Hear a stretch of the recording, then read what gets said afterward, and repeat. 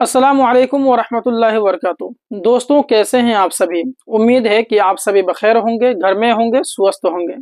दोस्तों, आज के इस क्लास में हम लोग सहायक उर्दू अनुवादक 2026 के लिए जो पीटी के एग्जाम होते हैं और उसमें जो जनरल नॉलेज पूछते हैं, तो उसकी तैयारी के लिए हम लोग प्रैक्टिस सेट नंबर 6 आपके लिए लेके आ गए हैं। और इसमें लगभग आपके 32 क्वेश्चन आपको मैं कराऊंगा और ये बहुत ही ज्यादा इंपॉर्टेंट है। और ये आज के इस क्लास में हम लोग मगध साम्राज्य के बारे में पढ़ने वाले हैं और जनरल नॉलेज से रिलेटेड इससे पहले 5 क्लासेस ऑलरेडी गुजर चुकी हैं।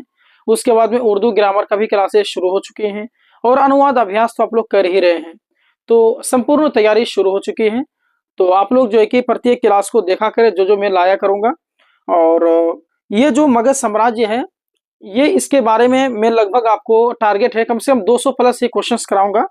बहुत इंपॉर्टेंट है। देखिए, कहना मुश्किल है, ये कह नहीं सकते हैं कि भाई सहायक उर्दू अनुवादक में जो जनरल नॉलेज आते हैं वो कहाँ से आते हैं। कोई भी नहीं कह सकता है। बहुत सारे ऐसी किताबें हैं जो कि सहायक उर्दू अनुवादक पर बनी हुई हैं, उसमें तो जनरल नॉलेज तक भी दिया हुआ नहीं है, जबकि जनरल नॉलेज आते हैं। तो इसीलिए जो है कि मैं जितने भी क्लासेस आपके लिए लाया करूं, सभी को आप इंपॉर्टेंट माने, महत्वपूर्ण माने। प्रत्येक क्लास को आप अटेंड क्या करें, देखा करें।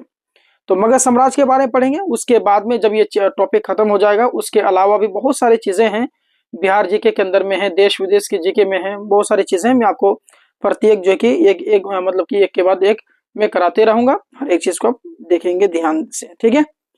तो सहायक उर्दू अनुवादक का जो प्रैक्टिस सेट नंबर 6 है, ये आपके जनरल नॉलेज का। और आज हम लोग पढ़ने वाले हैं मगध साम्राज्य के बारे में। तो पढ़िए, पहला सवाल क्या कर रहा है।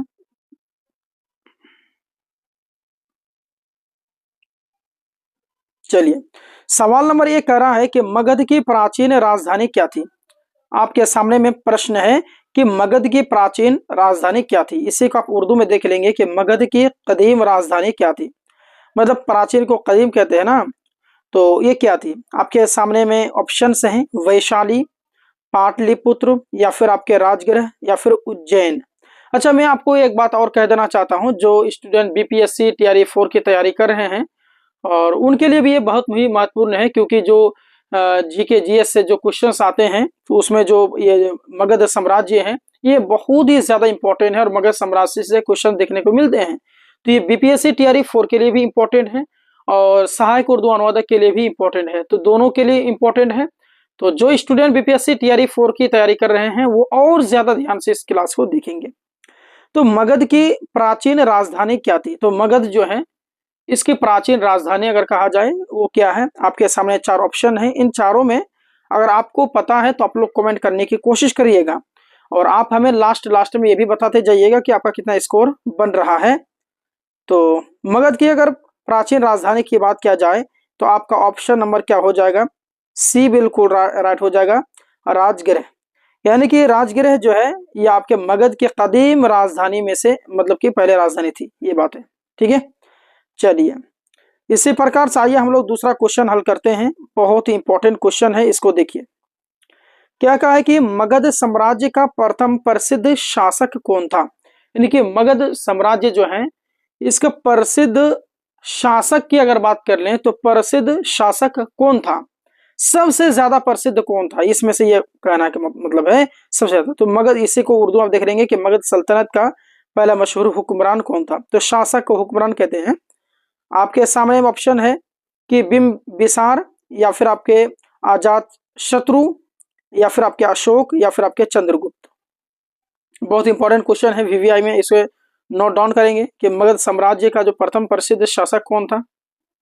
तो मैं आपको बता देना चाहता हूं, इसका ऑप्शन नंबर आपके ये बिल्कुल परफेक्ट हो जाएंगे कि आपके बिम्बिसार, ठीक है। यानी कि मगध सल्तनत का जो पहला मशहूर हुक्मरान था वो कौन था, बिम्बिसार था। ऑप्शन नंबर आपका ए होने वाला ठहरा। आइए अब अगला सवाल की ओर हम लोग बढ़ते हैं। अगला सवाल देखिएगा ध्यान से। बिम्बिसार जो है किस वंश का शासक था, आपको ये बताना है। यानी कि बिम्बिसार जो है किस खानदान का हुक्मरान था, कह सकते हैं। तो वंश को उर्दू में खानदान कहते हैं ना। तो बिम्बिसार जो है किस वंश का शासक था, बताइए आप।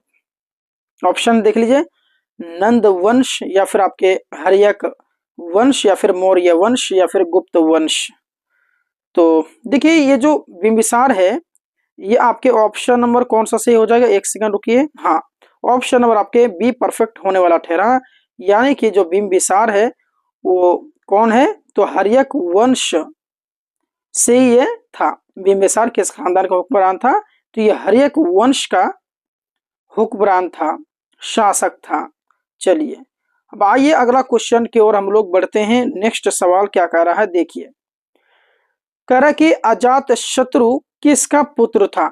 उसी को उर्दू में देखेंगे, अजात शत्रु किसका बेटा था? पुत्र को बेटा कहते हैं ना।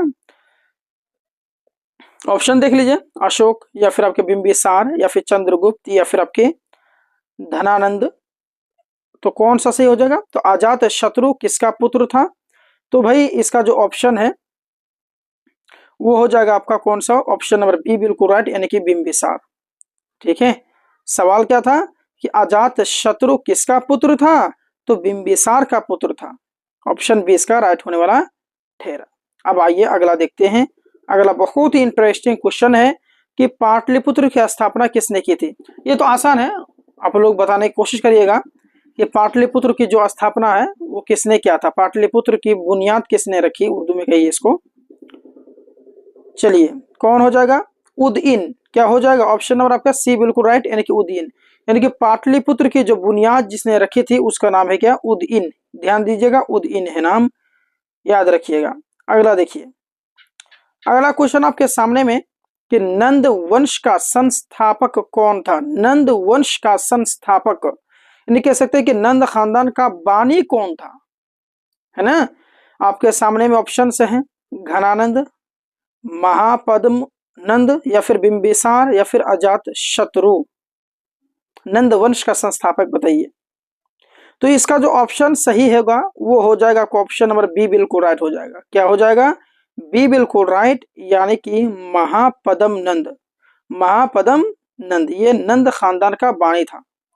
ठीक है, यहाँ पर देख सकते हैं, यहाँ पर नंद खानदान है और नाम के साथ भी नंद लिखा हुआ है, तो कहीं ना कहीं वही सही होने वाला ठहरा, है ना। तो कुछ ऑप्शन देख करके भी आप अंदाजा लगा सकते हैं। चलिए अब आइए अगला क्वेश्चन हमारे सामने में, बहुत ही आसान क्वेश्चन है। कह रहे कि मगध साम्राज्य वर्तमान में किस राज्य में? फिलहाल जो अभी है, वर्तमान की बात कर रहा हूं मैं, कि अभी मगध साम्राज्य जो है वो किस राज्य में पड़ रहा है, यानी कि मगध सल्तनत मौजूदा वक्त में किस रियासत में थी या फिर था। तो उत्तर प्रदेश होगा कि बिहार होगा कि मध्य प्रदेश होगा कि राजस्थान होगा? तो ये तो आसान है, आप लोग बता दिए होंगे, बिहार में है। क्या है? बिहार। यानी कि मगध साम्राज्य वर्तमान में किस राज्य में था? तो बिहार में था। चलिए, क्योंकि मैं बिहार के बारे में पढ़ा रहा हूं अभी फिलहाल, शुरू में ही तो कह दिया था आपको। नेक्स्ट सवाल आपके सामने में कि अजात शत्रु ने किस गणराज्य को हराया? अजात शत्रु ने किस गणराज्य को हराया? आपके सामने ऑप्शन हैं लिच्छवी या फिर आपका शाक्य या फिर मल्ल या फिर कुरु। तो अजात शत्रु ने किस गणराज्य को हराया था? तो इसका ऑप्शन नंबर आपके ए परफेक्ट होने वाला ठहरा, यानी कि ए हो जाएगा राइट, यानी कि लिच्छवी। समझ में आ गया? चलिए आप लोग कमेंट करिए कि आप लोग का कितना भी सही हो रहा है और कहाँ तक पहुंचे हैं। मतलब इतना भी, जैसे 8 क्वेश्चन में आपको करा दिया हूं, तो इन 8 में आपका कितना सही हो रहा है कमेंट करते जाइएगा। पढ़ाने के वक्त में अगर कोई प्रॉब्लम है, कोई चीज़ समझना चाह रहे हैं तो भी कमेंट कर दीजिएगा। ठीक है, चलिए नंद वंश का अंतिम शासक कौन था? इसका जवाब आपको पता है क्या? कमेंट करने की कोशिश करिएगा। ठीक है, उसी को अगर उर्दू में देखना है तो नंद खानदान का आखिरी हुक्मरान कौन था, यानी कि अंतिम शासक, अंतिम हुक्मरान, आखिरी हुक्मरान जो होता है। तो नंद वंश का जो अंतिम हुक्मरान था कौन था? तो महापद्म नंद या फिर आपके धनानंद या बिंबिसार या फिर अशोक। तो इसका जो ऑप्शन होगा वो ऑप्शन हो जाएगा बी बिल्कुल राइट, यानी कि धनानंद। जो नंद वंश का अंतिम जो शासक था वो कौन था? धनानंद था। इसका ऑप्शन नंबर बी होने वाला ठहरा। देखिए अगला क्वेश्चन, नेक्स्ट सवाल आपके सामने में कि मौर्य मौर्य वंश का संस्थापक कौन है, यानी कि मौर्य वंश का जो कह सकते हैं बानी कौन था, यानी कि मौर्य खानदान का बानी कौन था? आपके सामने ऑप्शन है अशोक था या फिर चंद्रगुप्त, बिंदुसार या फिर अजात शत्रु। तो इसका ऑप्शन नंबर बी बिल्कुल राइट हो जाएगा। क्या हो जाएगा? बी बिल्कुल राइट, यानी कि चंद्रगुप्त मौर्य। मौर्य वंश का संस्थापक कौन था? तो चंद्रगुप्त मौर्य। यहाँ पर मौर्य लिखा हुआ है ना, तो उस हिसाब अंदाजा भी लगा सकते हैं कि चंद्रगुप्त मौर्य भी होगा। अगला क्वेश्चन देखिए, अगला क्वेश्चन आपके सामने में कि अशोक किस वंश का शासक था। अशोक जो है वो किस वंश का शासक था, यानी कि किस खानदान का हुक्मरान था, नंद का या फिर आपके मौर्य या फिर गुप्त या फिर हर्यक। देखिए कंफ्यूज वाला है, आपको क्वेश्चन जो है कि कंफ्यूज लग रहा होगा, जैसे शुरू शुरू में तो याद हो जाएगा, लेकिन उसके बाद जो आप क्लास शुरू करेंगे देखना तो हो सकता है कि आप कंफ्यूज हो जाएं, फिर भूलने शुरू कर दें। तो आप टेंशन नहीं लीजिए, आप जब इस चीज को प्रैक्टिस में लाएंगे, डेली क्लास करेंगे, धीरे धीरे धीरे धीरे धीरे आपका जो लेवल है वो बढ़ता जाएगा। कहते हैं ना, बूंद बूंद से घड़ा बढ़ता है। अगर अभी हिम्मत हार देंगे आप तो कुछ होने वाला नहीं है।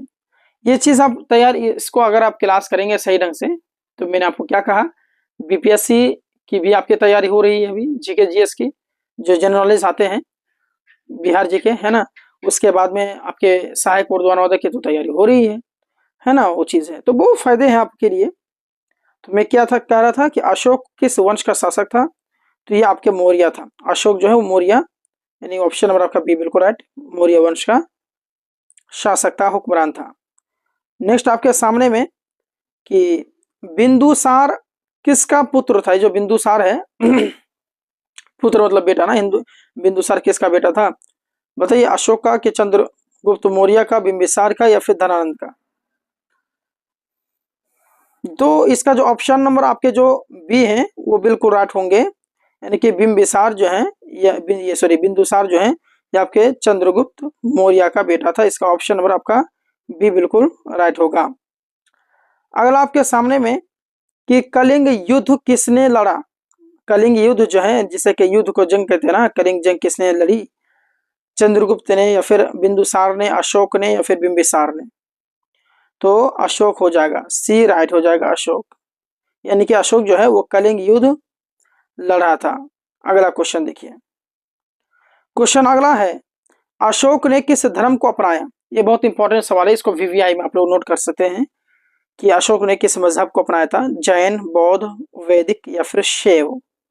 तो यह बौद्ध धर्म को अपनाया था, और उस समय में बौद्ध धर्म जो है एक तरह से कैसा ट्रेंड में चल रहा था, है ना। चलिए अब आइए अगला क्वेश्चन की ओर हम लोग बढ़ते हैं। अगला क्वेश्चन है आपके सामने में कि राजगीर को किसने राजधानी बनाया। ये जो राजगीर है इसको किसने राजधानी बनाया था। राजगीर को किसने राजधानी बनाया, बिंबिसार ने, अशोक ने, चंद्रगुप्त ने या फिर बिंदुसार ने।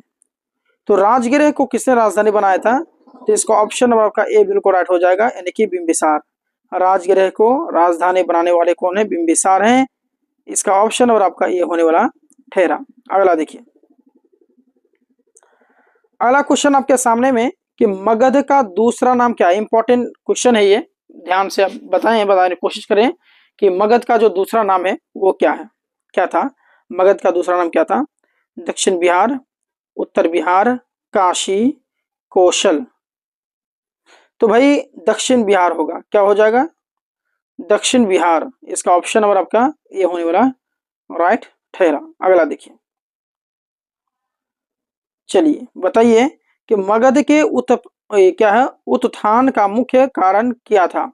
अरे मगध के उरूज का अहम सबब क्या था, यानी उत्थान यानी कि जो उरूज का, उरूज मतलब समझते होंगे आप। तो मगध के जो उरूज है उसका क्या अहम सबब था, आपको बताना है।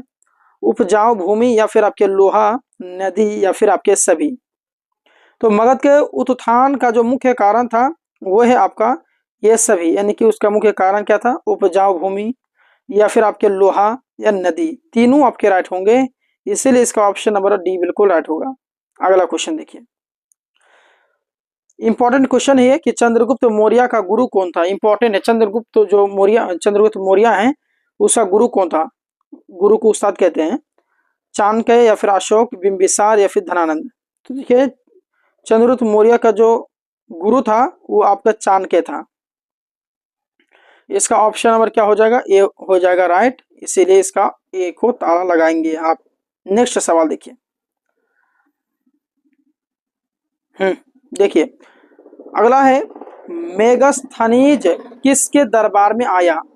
मेगास्थनीज किसके दरबार में आया, अशोक, चंद्रगुप्त मौर्य, बिंदुसार या फिर बिंबिसार।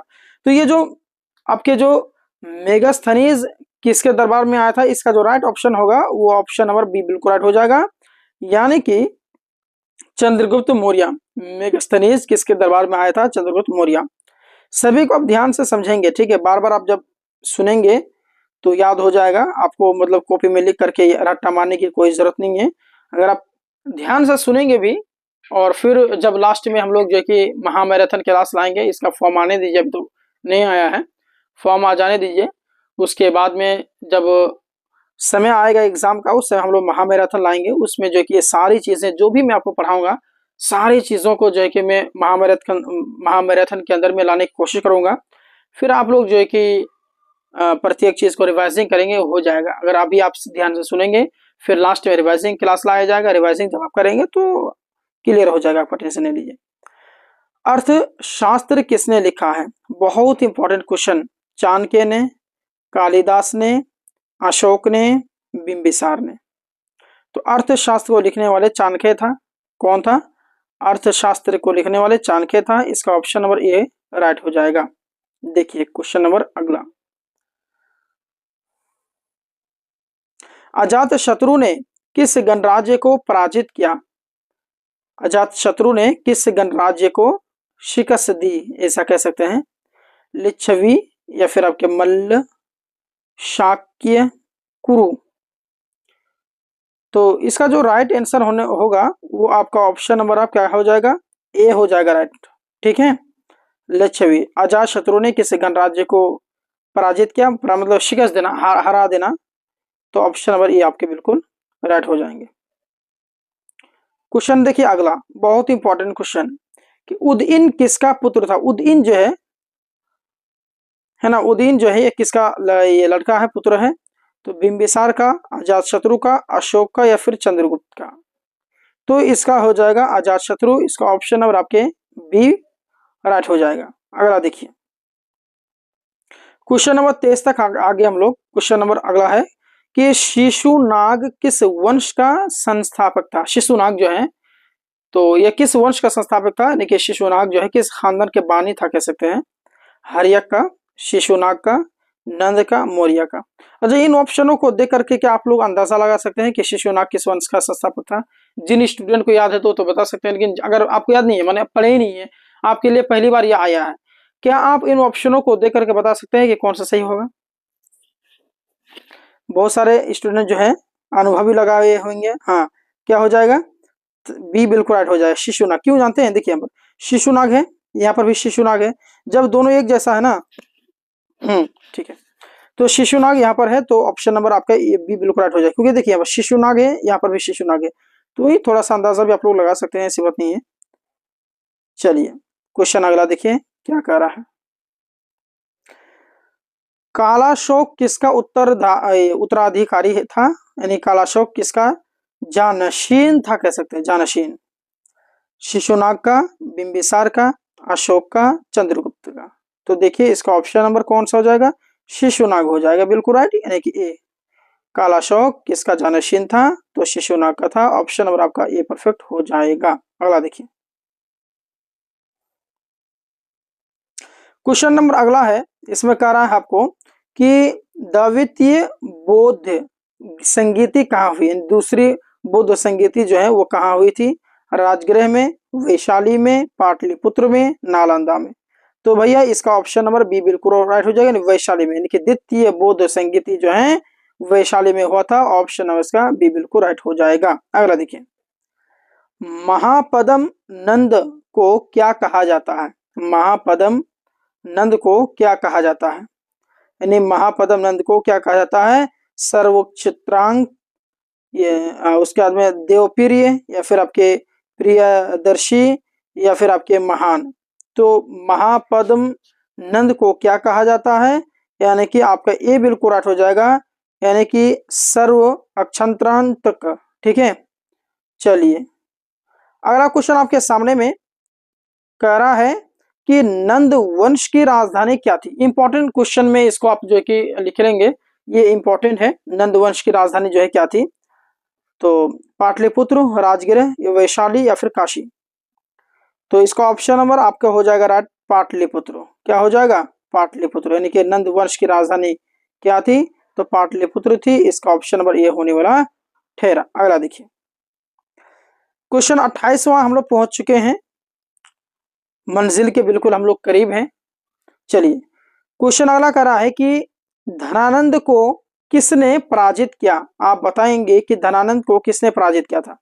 बिंबिसार ने, चंद्रगुप्त मौर्य ने, या फिर आपके अशोक ने, या फिर बिंदुसार ने? तो भैया धनानंद को पराजित करने वाले चंद्रगुप्त मौर्य थे। इसका ऑप्शन नंबर आपके बी राइट हो जाएगा। चलिए अगला क्वेश्चन पढ़िए, बहुत प्यारा क्वेश्चन है। कह रहा है कि चंद्रगुप्त मौर्य ने किसकी सहायता से सत्ता प्राप्त की? किसकी मदद से उन्होंने जो है सत्ता प्राप्त किया था? यानी कि चंद्रगुप्त मौर्य ने किसकी मदद से इक़्तिदार हासिल किया था? चाणक्य, अशोक, बिंबिसार, बिंदुसार? तो चाणक्य हो जाएगा। इसका ऑप्शन नंबर ए बिल्कुल राइट। यानी कि जो चंद्रगुप्त मौर्य हैं वो चाणक्य की मदद से, सहायता से सत्ता प्राप्त की थी। क्वेश्चन देखिए अगला, बहुत इंपॉर्टेंट क्वेश्चन, कि बिंदुसार का उपनाम क्या था? इसका जो उपनाम है, जिसे लक़ब कह सकते हैं आप, तो इसका नाम क्या था? अमित्रघात, या फिर प्रियदर्शी, देवप्रिय, या फिर आपके महान? दोस्तों इसका ऑप्शन नंबर आपका हो जाएगा बिल्कुल राइट, यानी कि ये बिल्कुल राइट, यानी कि अमित्रघात। अमित्रघात बिंदुसार का उपनाम था। तो मैंने 30 क्वेश्चन कराया। अब मैं आपसे जो है कि 2 सवाल कर रहा हूं, आप लोग इन 2 सवालों पर ध्यान दीजिए। पहला सवाल आपके सामने में है कि अशोक का पुत्र कौन था? ये सवाल दे रहा हूं, जैसे कि महेंद्र है, या फिर बिंदुसार है, चंद्रगुप्त है, अजातशत्रु हैं। ये आपके लिए होमवर्क है। आप मुझे कमेंट करके बताइएगा क्लास खत्म होने के बाद कि अशोक का पुत्र कौन था। ये आपके लिए सवाल है। बाकी आज का ये सेशन कैसा लगा आप लोग कमेंट करने की कोशिश करेंगे, बताएंगे क्लास कैसा लगा और लेवल कैसा था, और आप में से कितने ऐसे साथी हैं जो कि बीपीएससी टीआरई 4 की तैयारी कर रहे हैं और साथ साथ में सहायक उर्दू अनुवादक की भी तैयारी कर रहे हैं। आप लोग एक बार तो कमेंट कीजिएगा। बाकी इस सेशन को अपने दोस्तों में शेयर कर दीजिए, और जो स्टूडेंट नए हैं पूरी तरह से ज्वाइन होने के लिए और इसकी संपूर्ण तैयारी के लिए दिए गए नंबर पर आप लोग कॉन्टेक्ट जरूर करेंगे। मिलते हैं अगली क्लास के साथ में, तब तक के लिए धन्यवाद। अस्सलाम वालेकुम वरहमतुल्लाहि वबरकातुहू।